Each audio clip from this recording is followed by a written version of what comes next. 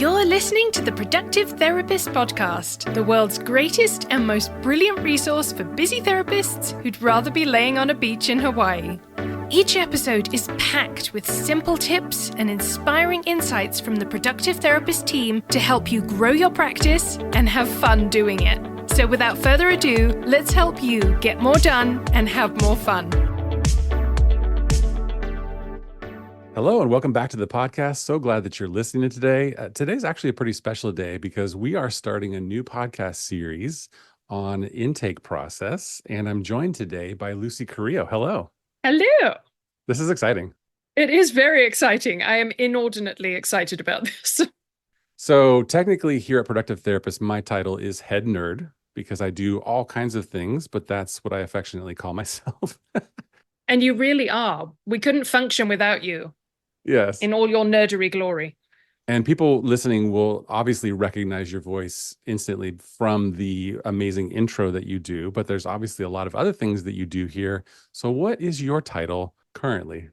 Well, let's see. So my scary, official, intimidating title is Director of Business Development. Sounds very, very fancy. But secretly behind the scenes, I am also the Director of British Accents because, every company must have a director of British accents. It's a role that encompasses lots of different things because there's a wide variety of British accents. Yeah. And it's important to choose the right one for the right context, right? Yes, absolutely.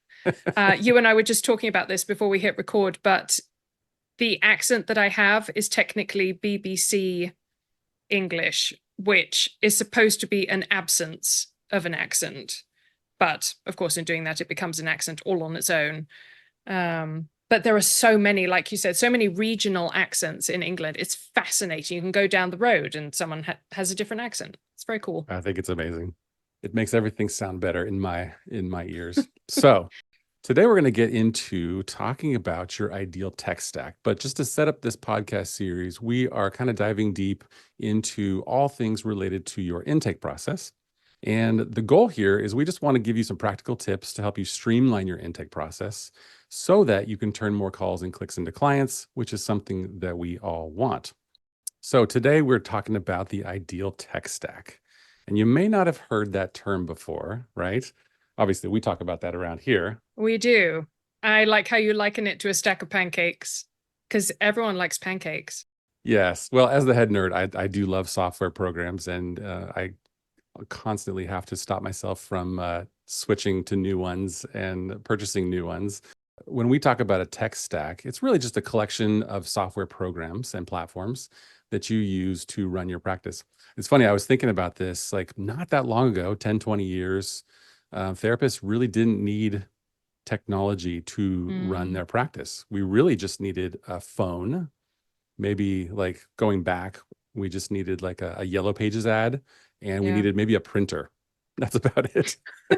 It was very low tech, right? And obviously a lot of things have changed, and people do expect convenience and they want a simple process.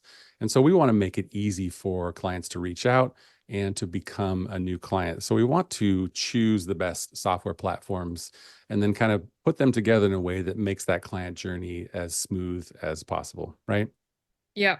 And like you said, it's very subjective. It could be incredibly simple, or it could be really complex, depending on who you are, your preferences, how you like to run your practice. But the end goal is to make sure that it's as smooth as possible for the client. Absolutely. So I want to ask you a question, because one of the things that you do for Productive Therapist is you do discovery calls with practice owners, and you talk to them about their practice, about their intake process, and what's going well and what's not going well. I'm curious, what are some of the challenges that you hear folks talking about when it comes to their technology? Yeah, that's a really good question. I would say the two biggest ones are probably tracking metrics and having a phone system that doesn't drive them crazy. Those are the two biggest things. And of course, we have solutions for those, which I'm sure you'll share shortly. Yeah, one of the things we do for folks is we help them get set up on platforms that will work better for them. We're not constantly switching EHRs or phone systems necessarily, but people do consult with us about what's a better solution for this or that. And we love to help folks with that kind of thing. So like I said, the goal is to make it seamless for the new clients. We don't want them to be really even aware of any of these things. We want them to kind of go through our process, and really for what I want is for people to say, wow, that was easy. That was a good experience, right? Yeah. No, like unnecessarily complicated steps, no frustrating things. I'm always paying attention to this when I'm, purchasing services or products, and the flow of kind of how things go. And you notice when things don't go well, right? Absolutely. And I think as practice owners, and even just as a therapist, that for somebody to make that first phone call or to reach out to a therapy practice for help, it takes courage, it takes humility and modesty to recognize your own limits and to be willing to do something about it. There's a lot of bravery involved in making that first contact. So if you as a practice owner can make that journey as simple so they don't even notice they're on a journey. It just happens. It magically happens without them having to stress about paperwork and checking boxes and, making sure all their ducks in a row. Everything you can do to streamline that is going to be great for your clients. Absolutely. I want to tell you a quick story before we jump into the client journey. So here in California, we have an insurance provider called Kaiser. We're Kaiser patients, my family and I. And people have negative things to say about Kaiser, like any insurance provider, and positive things. But I will say they have really done a good job with their mobile app and with their sort of systems around appointments. So the other day I went in for a regular checkup with my doctor, and prior to the appointment, I got a text notification that the appointment was coming up. And then I was prompted to open the mobile app. And then I didn't have a copay for this particular one, but you can pay the copay on your phone prior to getting to your appointment. And then there's a text message that says, let us know when you're in the waiting room. And so you respond to the text message and say, basically, I'm here. So you don't need to stand in a line. You don't need to talk to a person. I know it's kind of impersonal, but I liked it because I just show up and then I'm there. I open up my phone, let them know I'm there, and then I'm all set. I'm all checked in. I was like, this is really nice. It's really easy. That is really nice. Yeah. You've just reminded me, oh my goodness. Yeah, while we're talking about terrible apps, I mean, amazing apps / terrible apps. I tried to get some information from my patient portal for my general provider. And they've just merged with a big company called Optum. Probably a lot of people have heard of that. But nothing works. I tried to log into my portal. It doesn't work. And they sent me an email probably 2 weeks later and said, sorry, you can't get in. We can't make it work. Oh my Basically, goodness. you have to reach out to your provider. And of course, when I do that, the provider doesn't really know because they're a provider. That's not their specialty. So because of all that, I'm thinking of switching general providers because I just can't handle their app. It makes a big difference, the tech stack. It does. It does. So what we're going to do is just give you kind of an overview of the most important elements of your tech stack. And we'll also give you a few recommendations if you're considering a new phone system or a new EHR or a new CRM or something like that. So we're going to kind of put this in the context of the client journey. So it's not always the same, but usually people will land on your website first. So the first element of the tech stack is actually your website. Most people will get there, whether they're coming there from Psychology Today or Google or someplace else. They're first going to land on your website. And then what's going to happen next is they're going to be prompted by your website to get in touch. And that's likely going to happen either through phone or email. So you'll need a phone system of some sort, and you'll need an email system. And then what happens after that is the intake coordinator, or you, if you're handling this for your practice, you will log that information in probably a spreadsheet or maybe a CRM, which is a client relationship manager. We'll get into that a little bit. And then if that person becomes a client, then they're going to be created as a client in your electronic health record system. And that's kind of the end of that client journey from first contact, hopefully to first session. And then the other thing that we're going to chat about briefly is some place to store your SOPs, your standard operating procedures, kind of like the instruction manual for this whole intake process. And there's easy ways to do that. And we'll give you some recommendations on that. But that's kind of like the general client journey as far as I see it. Yeah, I would agree with that. Definitely. Good summation. Yes, thank you. And there is a visual to this. So one of the things we're going to be sharing with you is our newest course called Intake Accelerator, which goes into these topics even deeper. So there's some visuals and some fun stuff that goes along with that. We'll tell you more about that later. Oh, if we have to, I suppose. Yes. Yes. Tell me what you think about this, Lucy. Do most people, at least most people that get in touch with us, do most of them have a website? Yes. That's pretty standard now. Yes, they do. They have a website. Whether it's well constructed and laid out or not is a separate matter. But yes, most have a website. Right. And do most people have some sort of phone system and some sort of email system? Yes, I would say that that is fewer than the number of people who have websites. But yes, again, most do. Okay, that makes sense. And I think almost all therapists in private practice have some sort of EHR, although I have noticed that there are some holdouts. There's some people still using paper. There really are. Yeah, I spoke to somebody last week who still uses paper. They don't have an EHR. Sure. Yeah, that's very challenging for us. We're 100% virtual to, Right. scan those things when we're not there. It is. So in my practice, I recently hired a contract supervisor to supervise one of our pre-licensed therapists. And I've known her for a while. She's wonderful, but she confessed to me that she's still using paper. And I was like, wow, that's amazing. And, but she's thinking about moving over to simple practice. And so, of course, I was encouraging that. That is the right answer. I think it is. Yeah, definitely. There's so many benefits that come along with a modern electronic health record system that it's best for the clients to have that experience for sure. Yeah. So most people have a website. Most people have a phone system of some sort, email system. I think there's a lot of therapists out there that are still using like a Gmail account for that. Yeah, that works. It does. Yeah, does. and that can work great, especially if you want to integrate the phone system and the email. If you want to use Google Workspace, use Google Voice.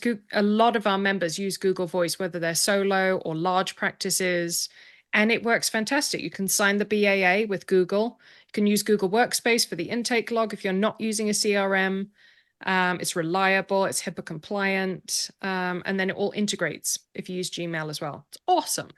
We are fans of Google here. Yes, Yes, we are. Yeah. And then if folks want to kind of move from a simple spreadsheet for tracking to something a little bit more feature rich, they can use a CRM, a client relationship manager. And there's actually a few options now that we can point you to. There's at least 3 or 4 companies that are providing HIPAA compliant CRM services.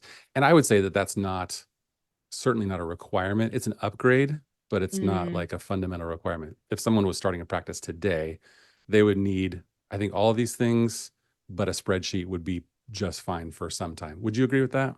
Yes, absolutely. And it's actually surprising to me the number of practice owners I speak to on discovery calls who don't even have the spreadsheet.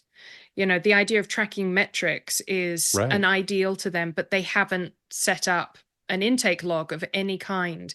So if that's you and you don't have one, Uriah, what would you say are some of the most basic things to set up in your simple spreadsheet? Yeah, I agree with you. I'm also surprised when I hear people are not tracking and they have no idea how many referrals they're getting and how many new clients they're getting. And they have no concept of that conversion rate, how many referrals are becoming clients.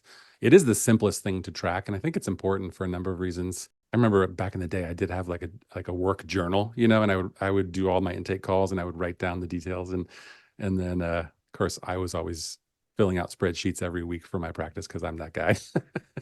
You don't become the head nerd, right? Yeah, you got to put in the work. Without prior experience. Exactly. But at the very base level, like you would want a Google sheet, a spreadsheet that shows the date of contact information, name, phone number, email, and then some sort of status field of like, what's the current status of this referral? Those are the basics, right?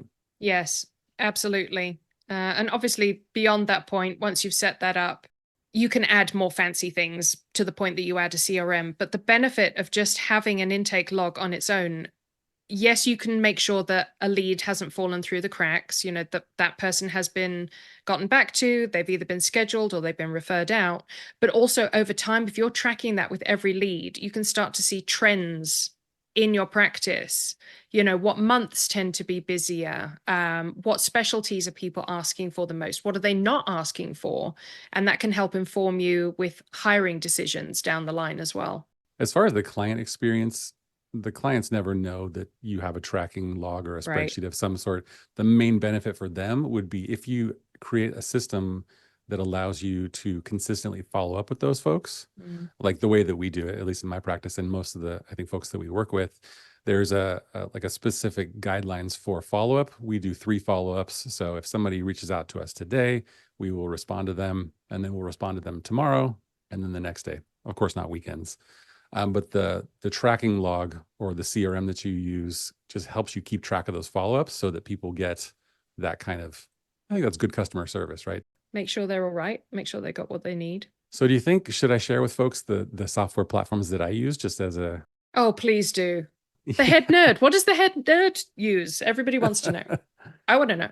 Everyone wants to know. So for the website, actually, we use Squarespace. Oh, and love it is a good Squarespace. recommendation. I have to say, I do recommend Squarespace over WordPress for most folks, unless they're really fairly technical. It's just easy. It is easy. And even if you don't know some aspect of it, like say you don't know what a DNS setting is, I can hear the palpitations from all the way across the line. Squarespace has a guide for that. They have videos step by step, click here, do this, do that. They make it possible to build your own website. I completely agree. They are fab. And it's pretty affordable too. So I think it's hard not to recommend Squarespace. Although I told you this the other day, I bought another software platform called Breezy, right? And I'm just going to test it out for myself. And I think I'm going to help my kids build some websites because I own their name, firstandlast.com. Did I tell you that? Ooh, Yeah. no. Buy your kid's name if you can get it. Domain name. Wow. Yes. That's really smart. You never know when they might want to create their own business and need that. Right. For now, for the near future, it's just going to be like an online resume for them, essentially, like a landing page for who they are, showing what their skills and services are. Oh my goodness, that is brilliant. College fund and URL.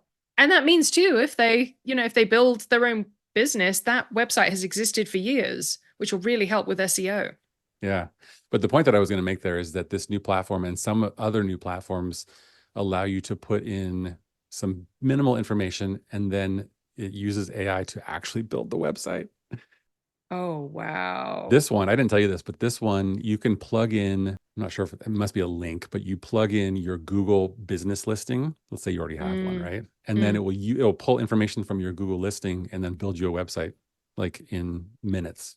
And then you just have to change it. Is it any good? Actually, yes, it is. Can you spell that for us? Because I don't think it's spelled the way it sounds. BRIZY.ai. So that's the website, is Squarespace. And then for a phone system, we've just always used Grasshopper for a long time. And we don't recommend it mainly because they don't advertise as being HIPAA compliant, but I was able to get them to sign a BAA. So I feel comfortable using that. And it just works. It works well. We'll give you some other recommendations for that. And then for email, we use Google Workspace, again, with a signed BAA, of course. And we really try to avoid therapists emailing clients. So for that communication, we try to keep that primarily inside of Simple Practice with secure messaging, so that it's really, good idea. It becomes a part of their client record, and it's pretty simple. Just a thing to note on the Gmail side of things. I've spoken with several therapists who, they started out solo, like most. They created a Gmail account for themselves because, it's free. But when it comes to grow the practice, even as a solo practitioner, you shouldn't really just use a free Gmail account because it's not HIPAA compliant. It's only HIPAA compliant if you sign the BAA and if you use Google Workspace. So if you're just starting out, or if you're planning to add a dedicated intake email address, the best and simplest way to do it, save yourself a headache down the line, is to create a Google Workspace account and create the Gmail account within that. That's a solid recommendation right there. Although the caveat that not everyone knows, I answered this question for one of our new therapists in the practice. She was asking if emails going from her work email address to external folks, like a school counselor or something like that are encrypted and secure. And yes, they're secure, but they're not covered under the BAA because the BAA only covers emails between people inside of the organization. So that's why there are add-ons like Powbox and LuxSci. You can check the show notes for those spelling and links that technically encrypt your email out of the organization and back into the organization. That's nice. That's a good recommendation. And then for CRM, we've used Google Sheets for a long time, and also Therapy Flow, which is one of the CRMs that we recommend, is fantastic. I guess we might as well mention the few that we are aware of that are HIPAA compliant and really built for therapists. Therapy Flow CRM is one. TheraSAS is another one. Again, check the link in the show notes if you wanted to figure out how to spell that one. And then there's another one that we became aware of recently. Which one is that? Yeah, so we just became aware of Admira. So that's ADMIRRA.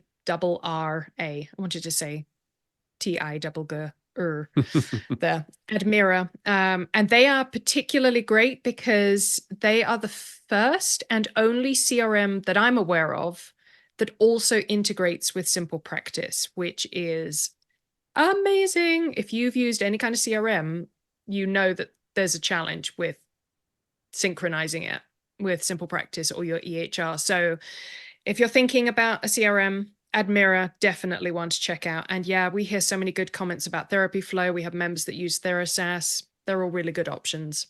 I'm very curious how they are integrating with Simple Practice and how that's working. That's really good news. Very cool. And then longtime Simple Practice user. For some reason, I looked it up this week. I started using that platform in like 2014, and they've developed it wonderfully. I still think it's one of the best ones, if not the best one out there. And then obviously there's lots of options for EHR, more than ever before. Yeah, it's crazy that there's a lot. Choosing an EHR is not as simple as it used to be. There used to be like 3 or 4 maybe, and now there's quite a few. Simple Practice, I mean, the clue is in the name. It's simple, and it does tend to be one of the pricier options, but in our opinion, based on working with hundreds of therapy practices and hearing from all those practice owners about their EHR, their complaints, Simple Practice has the fewest complaints. It just works, and their support system is excellent. Changing your EHR down the line is a nightmare. So try and think ahead, plan ahead when you're picking an EHR. And our recommendation, absolutely Simple Practice. It's just so easy to use. Therapy Notes is really good too. I have a lot of friends that are very happy with Therapy Notes. So that's a solid recommend as well. And then as far as like documenting and sharing standard operating procedures with your team, of course, if you're a solo practice, you don't need to have this built out as robustly as you do if you have a group practice. But we recommend a tool called Waybook, and it's just, they call it the one source of truth. And we use it for Productive Therapist. I also use it for Intune Family Counseling. It's just a really nice platform that helps you document, organize, and easily share all the things that you need to share, from employee manuals to HR related things to systems and processes for everything that you do in the practice. Love that platform. Yeah, Waybook is fantastic. Uriah, I feel like you have created a fancy pants thing that other practice owners can get their hands on with Waybook. Can you tell us about that? Oh yeah, thanks for prompting that. Yeah. So the owner of Waybook does happen to have a wonderful English accent and be based in London. Just as a side note, I mean, he's that the as director of his British accents. Yes, of course. Yeah. So I created what I feel like is an excellent template for a group practice specifically. And I reached out to my friends at Waybook, and they said, we can definitely take that template and allow other people to use it. So if anybody wants to sign up for Waybook, you can use the link in the show notes down below. And you can also one-click basically upload my template into your Waybook account. And then it gives you sort of the skeleton of all the things that I think are important for a group practice. And then you can fill in, obviously, your details for that as needed. That's awesome. Does it have a name, the template? That's a really good question. I think it's group practice template or something like that. Yeah. Okay. Yeah. Should be very, very obvious. The alternative to using a tool like Waybook, of course, is just to use Google Docs and Google Drive to organize all the things, which definitely works.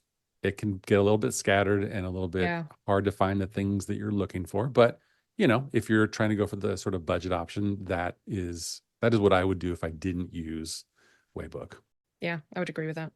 So those are all the tools that I use. Of course, there are other things that a therapy practice might want to use. Can you think of any tech tool that therapy practice might use that's outside of these basic things? Mm. One that I know we're going to get into a bit more in an upcoming episode in this series is online scheduling. And specifically, our recommendation for that is Schedule Once through Once Hub. There are other options available. Availity is also good. But Schedule Once and Availity are the only two that we know of at the moment that are HIPAA compliant. Calendly integrates with Simple Practice quite well, but it is not HIPAA compliant at the moment. But yeah, online scheduling is, it's an answer to so many prayers for a practice owner. And you'll just have to tune in a couple of episodes to find out more about that one. Yes. Small correction. Availity is an insurance benefit checking platform, and Acuity is That's a the scheduling one. platform. Oh my goodness. I always get them muddled. Many thanks names. for catching that. So many names. I know. Goodness I know. gracious. The other one that comes to mind too, that we're not going to talk about too much, but if you look at 2 episodes ago or so, we talked about this. AI note writing tools. That seems to be one that a lot of therapists are interested in adding to their tech stack. Oh, that's a good one. I just saw some news that I'm going to have to double check this, but Alma partnered with one of these AI note writing tool companies. Ooh. And they're integrating into their platform so that if a therapist is using Alma to provide services and handle their insurance billing, this AI note writing tool is built into their system. I was just waiting. This is going to happen eventually, and it's starting for the EHRs essentially, and these other companies like Headway and Alma to combine with AI note writing tools and other AI tools. So it's happening. That's very cool. So there you go. That's our overview of the most important tech tools to use for your intake process. And like I said before, the ultimate goal is for the potential client who becomes a client to have just a beautiful, streamlined, easy experience once they go from first contact to first session. You want to make that as smooth as possible. Our recommendation is that you find the best tools that you can afford now and you integrate them into your practice. And then number 2, you learn how to use them to simplify the client journey. That sounds like a great idea. Yeah, I'm going to give one more tip before we sign off, and I'm going to hand it over to Luci for our voiceover ad break. Oh my goodness. Oh, this is the moment. Yes. Yes. Prepare the British accent of your choosing. Yes, exactly. Roll it up. Get it ready. Some of the best advice that I've been giving folks lately is to secret shop yourself. My recommendation is pretend to be a new client and go through your intake process, as much of it as you can. You know, listen to your outgoing voicemail message, take a look at your contact form, actually fill it out, see what happens, schedule an intake call, do all the steps, and even set yourself up as a client in your EHR, and then look at the emails that you get to fill out paperwork for appointment reminders, etc. If you go through that process, I can 100% guarantee you that you'll find something that's a hiccup, like a bump in the road, that you'll want to change. So that's my best advice. Yeah. That's a great tip. Okay, you want me to do the thing? I'm going to hand it over to you to tell folks about the awesome thing that we have. Okay, all right, cool. British accent, locked and loaded. Here we go. Are you getting enough calls but not enough new clients? Intake Accelerator will help you sign up more ideal dream clients with a beautifully streamlined intake process. This short course covers the 7 ingredients you need in place to have a conversion boosting, time saving, and money generating intake process. For more information and to get your access, you can visit intakeaccelerator.com. How was that? That was brilliant. I loved Yay! it. It's so interesting to see how you kick into like the announcer voice. Thank you so much for listening today. This is part 1 of a multi-part series. We're going to dig into at least 6 or 7 different things that will help you and give you practical tips on making this just a beautiful experience for your clients, and it's going to benefit everyone. Thanks for joining me, Luci. Thanks, Uriah. That's it for today. Thanks so much for joining us. If you enjoyed this episode, please leave us a review and hit the subscribe button to make sure you never miss an episode. If you're looking for more personalized help, you can reach us through productivetherapist.com. Thanks so much for listening. We are Productive Therapist, and this is the podcast that helps therapists get more done and have more fun.